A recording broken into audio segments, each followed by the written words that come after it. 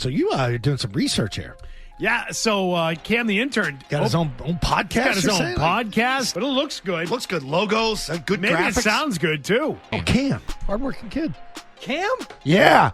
Every day that kid's stock goes up a little Doesn't bit. it? A little bit. Ryan, her three on the way. It's good off the backboard and in. Murray, what a take by Tucker. Jones, another steal. Spin on Caldwell, and the layup's good. I would like to see you hold a mirror up to yourself and interview yourself. As good as this was, it could only be better if it was all you. Tuning in, I was a fan. I was like, man, let's do it. Cam, thanks so much for having me on. I'm happy to be here. Joined today for the first time, Cam Isimone. Gallagher's going to have to shoot it from beyond the arc. And it's good! Jacobs for three. He got it! My goodness, what a shooting performance by Jacobs. I think Cam's Corner is great. Tune in to Cam's Corner. This kid's going to make it. He's going to make it here. Hey, we're back, guys. Welcome back to another episode of Cam's Corner for another edition of an in-person episode. You know, we don't get a lot of time to do these, during the year, and everybody's always busy, but I'm glad to have Angel Sanchez and Dante Aviles-Santos back on from the UMass Dartmouth football team. Guys, how's it been since the last time we talked? Been a while and been a few changes, so it's good to be back. Good to see things come full circle, you know what I mean? Got the Roadie boys in the same room, so you know what I mean? Never could go wrong. Facts. It's been good, though. I had a great season, but plenty more to do. You're just going to run it back, For sure. And Angel, like we just said, we haven't talked since your Tabor days in Kansas. I wanted to ask you, Dante, firsthand, what was your initial reaction? Where were you at when you heard that Angel was going to be transferring?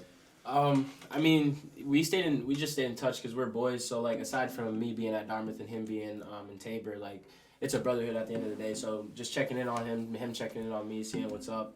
So obviously, I was kind of early in the loop, and it was cool to see just his process. You know what I mean? Obviously, I wish the best for him, and I wanted him to go wherever it fitted him. Obviously, it's selfish of me to want him to come to Dartmouth because why wouldn't you want Angel Sanchez to come to your school? But then we just started rocking in the summer, and once he officially entered the portal, I got him in contact with our coaches, and it was smooth sailing from there. Coach McCormick always doing his thing, Coach Sylvester, being the great OC that he is, Coach Struthers reaching out. It was just we got to get this kid here, you know what I mean? I got to get my brother here. It's been a long time coming, and it's just got to happen. Right, so you were kind of helped to get him into the program and everything, right? Yeah. So, Angel, why the transfer to Dartmouth initially? Yeah, so personally for me, I felt like it was a better fit for me. And like he said, we've been knowing each other for a while now, so already just having that chemistry with him since, we haven't played with each other since last year, but we always knew that, if we did play with each other, it could be dangerous. And for, me fitting into UMass Dartmouth, I felt like it was great. The coaches been talking to me since sophomore year of high school, so we had a relationship. It was just time, to make it happen. Right, and so on Effie's podcast, shout out Effie, the EG Pot of Thunder, you made that announcement to everybody through that. Did you tell anybody before that, besides your family, but did you let anybody know before, besides Dante too? Yeah. No, I didn't. There was a couple of my friends asked me, where are you going? I was just like, you'll find out very soon. And thankful for my guy Effie, like you said. I asked him if I can do it on his podcast, and he had me do it. So I was just thank you for that. Definitely, and going back a while now. The first time you guys met, the first time you guys clashed. They don't know about that. Could have either been in the classroom, on the field. Dante, we'll go back to you. just talk about your first and initial memory of Angel.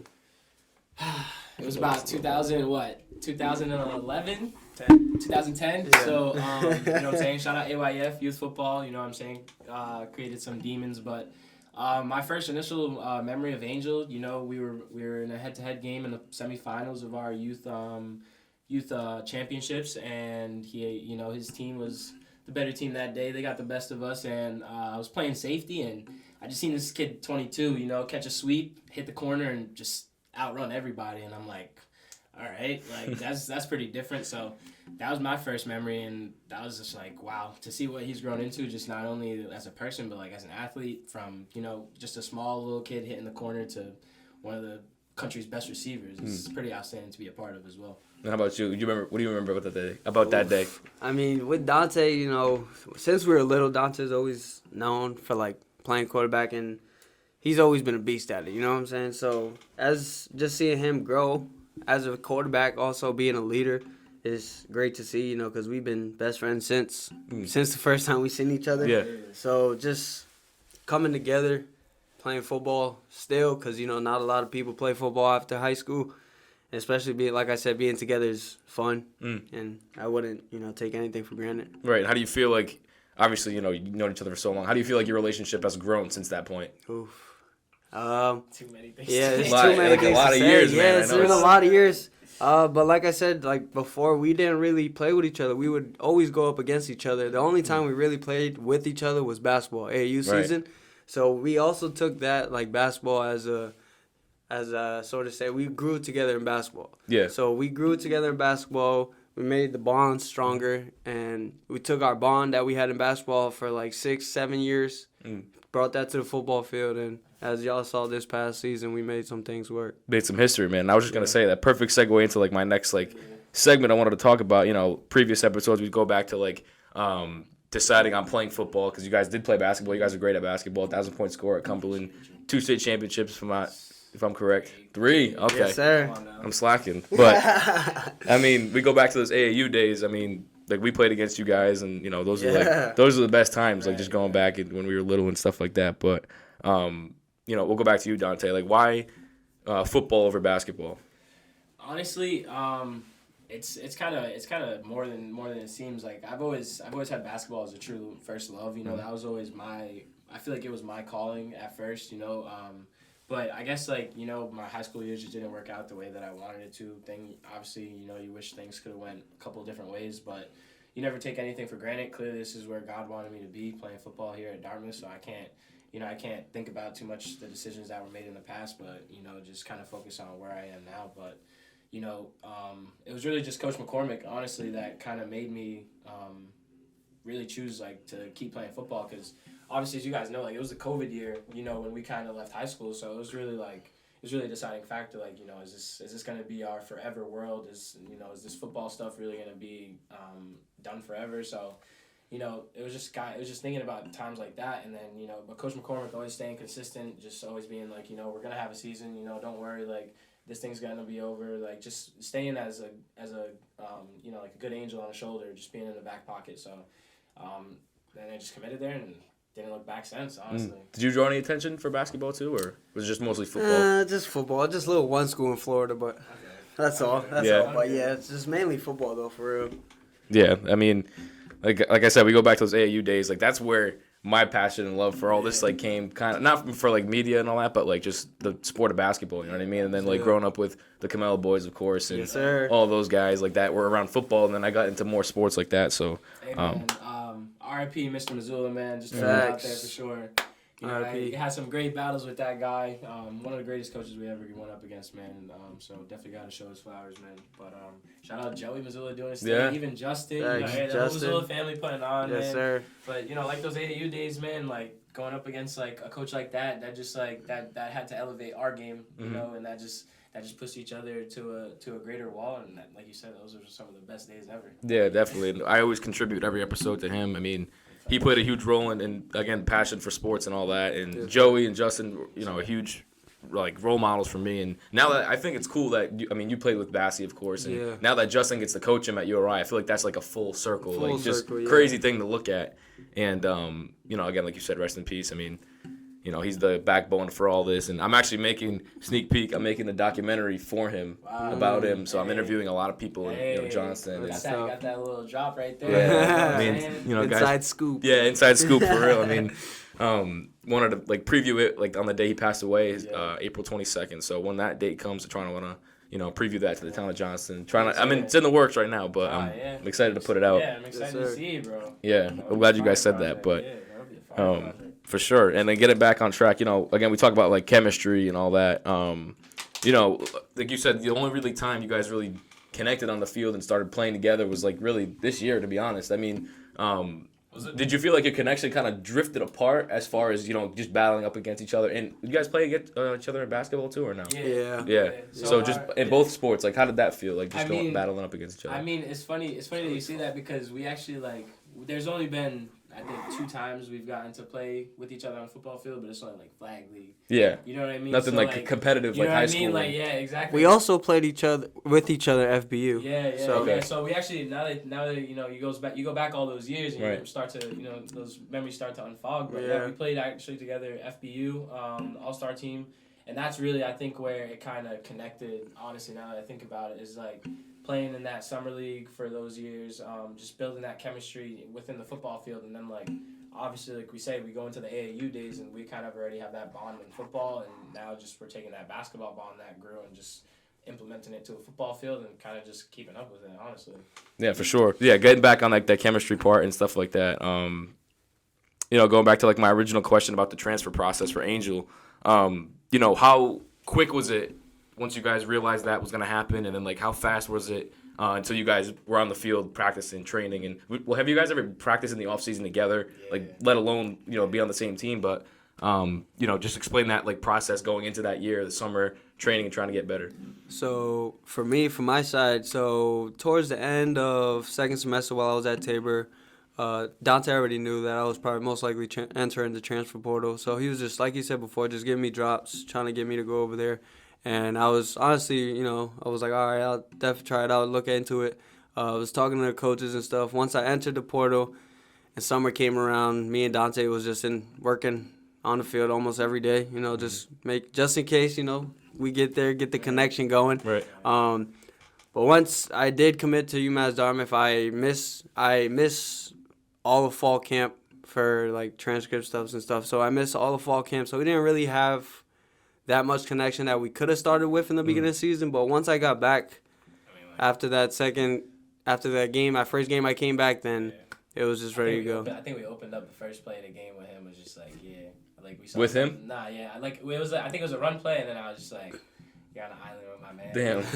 Yeah. I told coach like, you know what I'm saying, easy, and then coach gave the drop. Coach saw it, you know what I'm saying, and then we just took advantage of it. But going back to that, just on my end, it was really like we never we always had that friendship. So like working out together was really nothing like, you're coming from this part, I'm coming from this part. It's just like, you're going to Tabor, I'm going to Dartmouth. Let's just better each other. And I feel like that's where a little bit of Rhodey has grown too in the football world, is like we really come together. I feel like we've tried to grow like relationships with kids that go to different schools around New England or whatever, and in the summer when we're all home, trying to align the schedules and getting right. So for fall camp, you don't miss a beat, because obviously winners aren't made just in fall camp. They're made all year round, and the grind doesn't stop. Yeah, for sure. When you talk about that first game, already involving him in the offense in the first play. I mean, talk about like the build-up now throughout the rest of the season. Obviously, you guys made history. We'll talk about that a little bit more, but just talk about a little bit about the course of the season and how that went. Before playoffs and everything like that.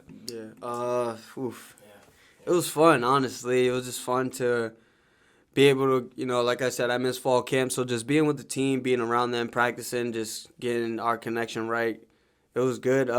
But after that game, after that first game, I felt like it really started to take off, because now that everybody in the team and like the coaches knew what I could do, because they were wondering, I've heard it, like they were wondering what I was capable of before I came there. So I was just making sure, I could do this. I'm going to help this team, go to a conference championship and take over.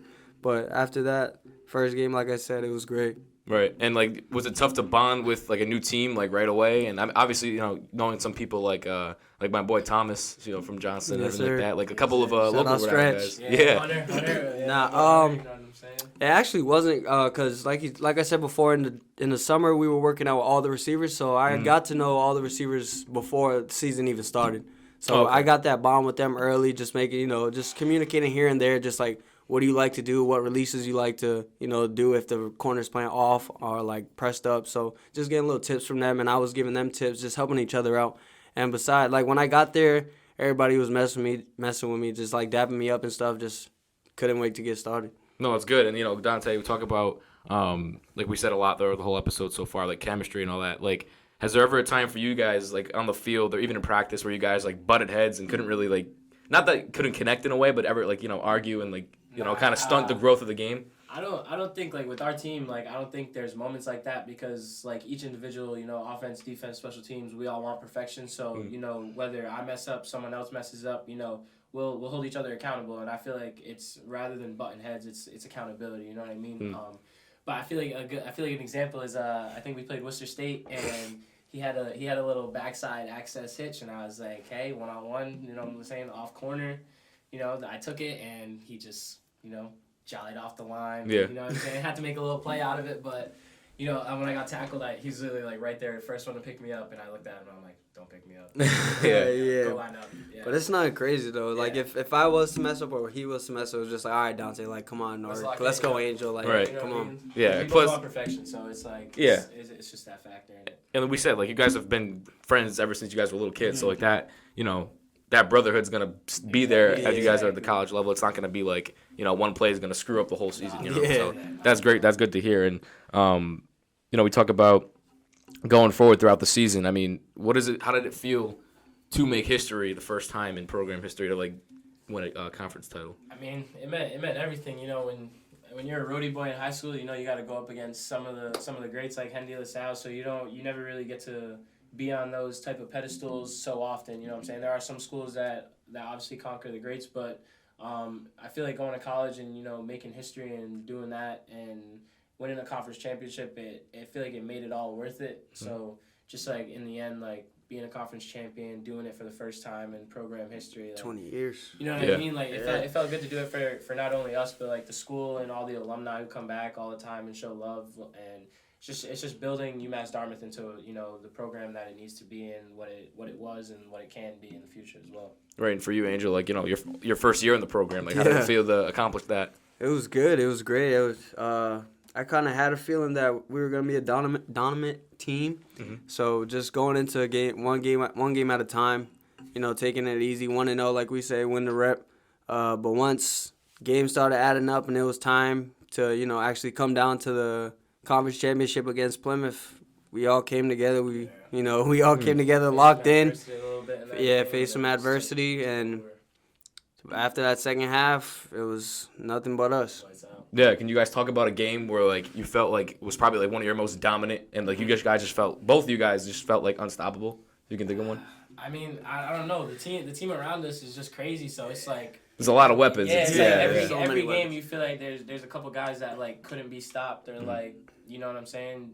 So I like you just pick a game and then we can just give you like what I'm saying, like memories from that game where people went crazy. But I think one of my favorite plays throughout the season was we were playing Mass Maritime and it was like a free skating and then they went offsides and then it just rolled out and it was one of those like felt like it was just backyard football. You just saw your buddy long and you're just like, all right, let's let it rip. It's like a 60-yard ball on the money and then couldn't score because he's not an All-American yet, so couldn't score that. But it's all good. That was definitely probably one of my favorite throws of the year. But that's just one of countless other memories with not only just him but like the team is just.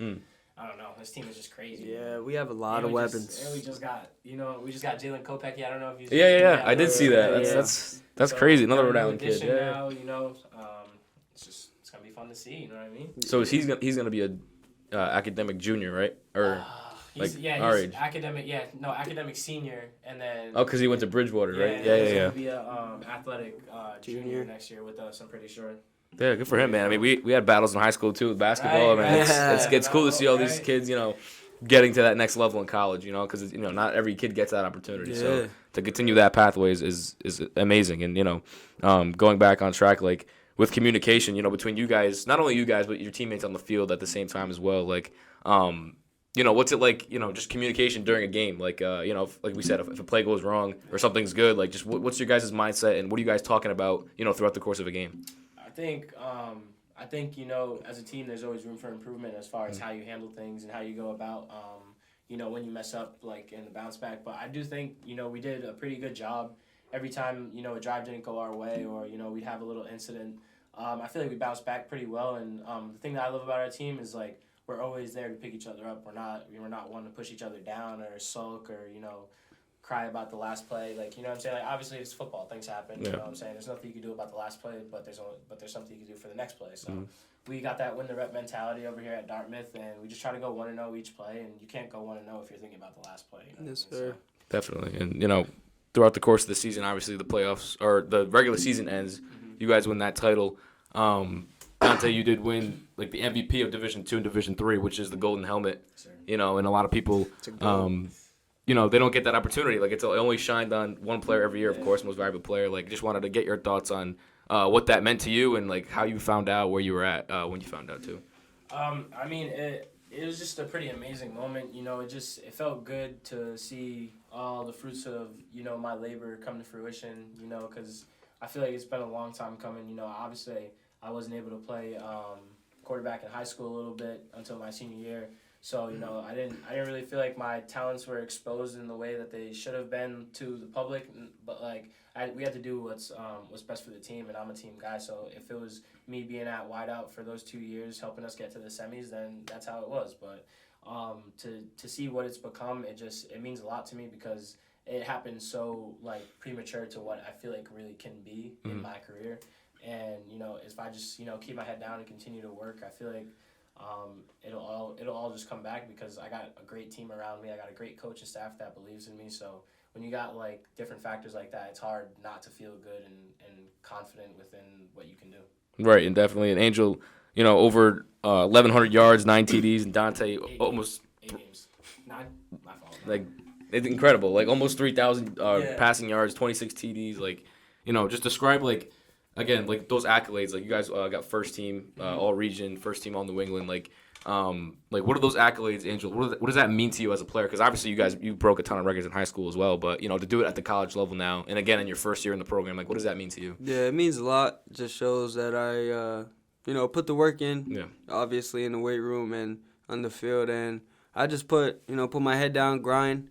Make sure I practice how I play, 100%, because not everybody does that, I feel like. Not everybody practices how they play, and I feel like that's important if you want to be successful, you want to practice hard to show it in the game. But besides that, it's all credit to him. He's getting me the ball. I try to get open, make some moves, make people miss and get in the end zone.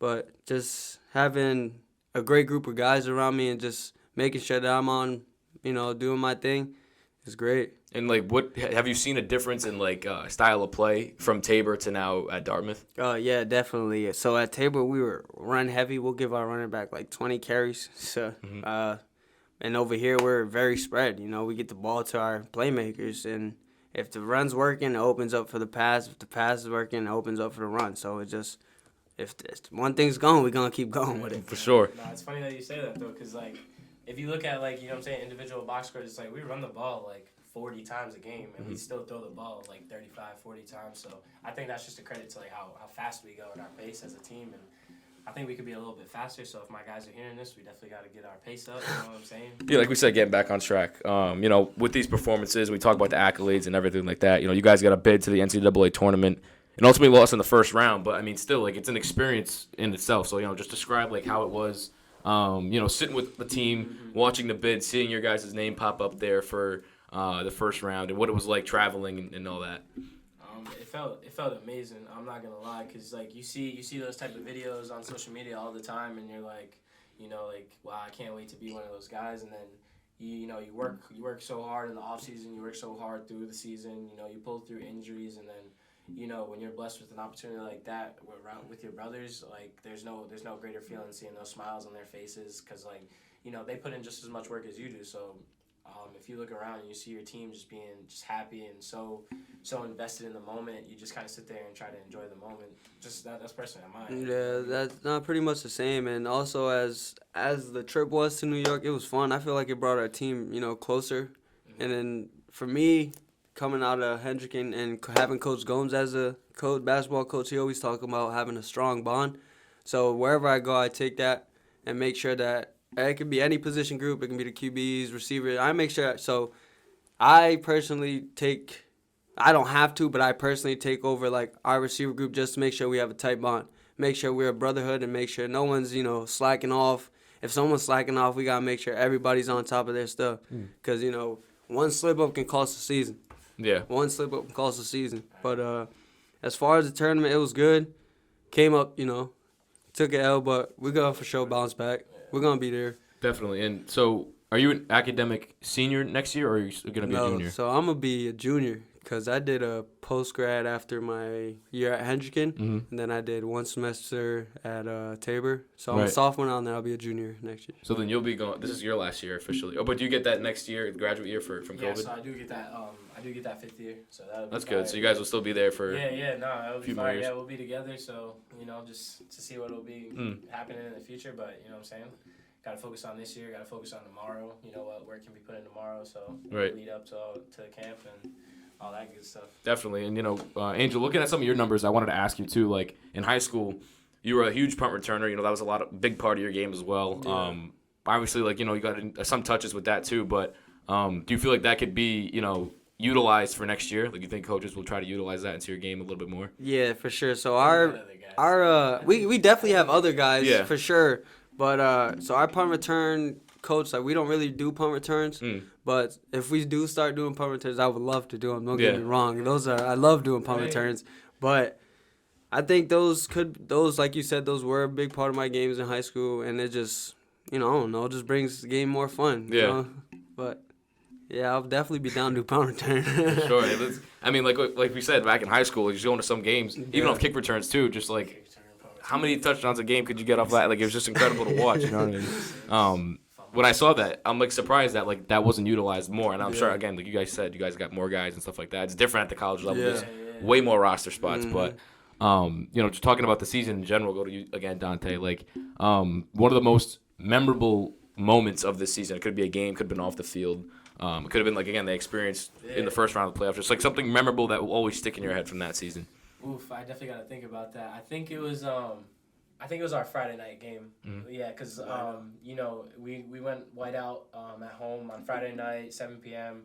Probably up to date the biggest conference game that we had played so far versus a very well coached Western Connecticut team, but it was just the support from the fans, the community leading up to that week. We had a big kind of marketing week as far as the game, getting everyone out there. And when you walk out a trip and then you walk down our path and then you see a sea of white and you see everyone just waiting on you guys, and it felt so good to come out with the victory that night because just to bring not only UMass Dartmouth, but I felt like we brought the whole Dartmouth community and a lot of people from around out to the game because obviously when you're winning, people want to come see you watch, and if you have an event like that, that'll definitely be spectacular. So just to take away that win, to set us, a little bit more ahead in conference play, and to see the fans, everybody who be rocking with us week in and week out, showing up on Friday night meant more than everything. Yeah, for sure. And again, being so close to Rhode Island, I mean, a lot of family members, guys from Rhode Island can come support. Was it that same game for you, Angel, or was it a little bit different? Yeah, so I have probably three favorite moments. So I'm gonna have to go with that game. Me personally, I feel like my favorite game was my Mass Maritime game. That's my career high. I went off for 191, had a touchdown. That game, I don't know. And before that game, I wasn't feeling too well. So just having that outcome felt great. Third one was just honestly making it to the tournament. Like we said before, it was 20 years before we won a conference championship. So just making it to the tournament, showing an appearance, and we got one more. Well, hopefully two more. A couple more, definitely. And we talked about it in the beginning, with our boys, the Kamels, back from and you guys played together. Yes, sir. But they're at Stonehill. Their program just went up to Division I. So and they weren't qualified for playoffs this year just because of that jump. Yeah.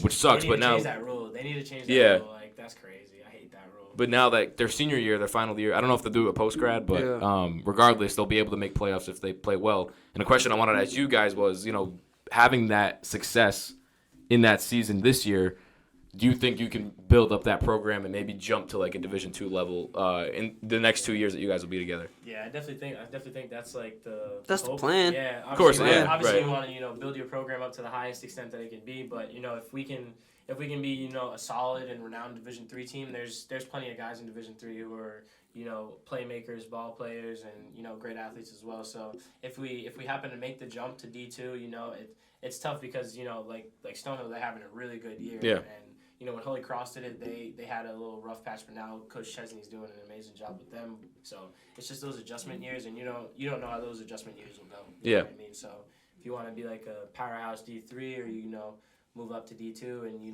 know, roll the dice, who knows? You know what I'm saying? Bet on yourself. But obviously that's the plan. You know, just build it up to the best program that it could be. I feel like Definitely, and I'm not sure if it's like the whole school in general has to perform well, or if it's one program they can boost up. I don't know how that goes, but I don't know how that works. I mean, definitely, again, like we said, making history, like it's a once in a lifetime thing to experience, and going now into next season. We're on winter break, and it's not, not a lot of things are going on, but you guys have a lot of time to work for that next season. So, just talk about, like, what it's been like having time off and what it's like kind of already building up for next season as this one just passed. It's been good. Just been getting in the gym, trying to get stronger, getting some field work, working on my speed, route running pretty much for me. It's been good for, like you said, winter break, just being with family. Yeah. Just had Christmas and New Year's, so just spending time with them. Shout out to my girl, too. You know what I'm saying? Being with her. It's been fun, just enjoying every moment. But once we get right back to football, spring ball, hopefully coming back soon, just lock in on that. For sure. Like you said, we were trying to figure out a time and date to do it. Like, what's your routine schedule like once you're back home? Yeah, so, I mean, it's kind of tough for winter break. It's only like a month off, so you never really, like, have, like, set in stone plans. But it's just working out, really trying to work out, like, 2 times a week. It's like all the boys say, it's bulk season. So trying to get a little bit bigger. So you got to minimize the workout, but maximize when you do work out. And like he just said, it's kind of just about spending the quality time with the family, understanding that you did just go through not only a football season, but, a semester of college. And for any college student knows, that's tough to do. So being able to just kind of unwind, relax, kind of soak in the season, soak in, the school, and honestly just prepare for next year, but as best as we can. That's really all it is. And then, like he said, as soon as January 17th comes around and we're back on campus, it's right back to it with the boys like we were in the fall. So that's really it. No, it's good to hear, man. I'm glad you guys are always on track, always on the same page. Bulk season, man. I got to cut weight ever since I've been out of sports, man. I've been just kind of doing my own thing. But again, guys, I appreciate you guys hopping back on. It means a lot to come back on after all we've been through, and to see how far you've came since I talked to you, and you as well too. This was like before the season and everything that you guys were able to accomplish. Any last words you guys want to say before we end off this episode? I don't know, man. I just feel like our team is gonna be crazy as long as we stick together and work hard. And obviously, the tournament didn't work out the way that we wanted to, but when you're not a big powerhouse team, you need that little whooping the first time you go, because next year we know what that round of 32 is going to be like, and we will be the ones to issue that whooping and progress through the tournament and come home with a natty, because we already checked off the conference championship in our little agenda, so now we just got to check off some more boxes, and it starts August 12th with our camp. Got to go through camp, got to have a great camp. Take the season week by week, and then when we enter tournament play, go crazy from there, and then hopefully we're playing late in December. But thank you for having us, brother. You already know. No problem, guys. I appreciate it. And before we get going, man, I want you to show the camera what you got behind the seat over there. We got a few more left. Merch, you know what I'm saying? You know what I'm saying? Corner 3. What are you saying? Come on. Camps Corner. A few more left. You guys want to check that out at campscorner.org. I got a few more left. Limited stock. I want to definitely put more out before this year ends. The year just started, but but yeah, guys, again, I appreciate you guys for tuning in. Dante and Angela, man, I wish you guys the best in the next season. We'll definitely be in contact for sure, and definitely do something down the line in the future. Maybe we can get something in person. Definitely. Maybe something at Dartmouth. Yeah. You never know. Definitely down for that. That'd be cool. I'm excited. In the room. We'll do some things. For sure. And man, appreciate you guys. We'll see you guys in the next episode of Camp's Corner. Stay tuned for everything down in the future. Love you guys.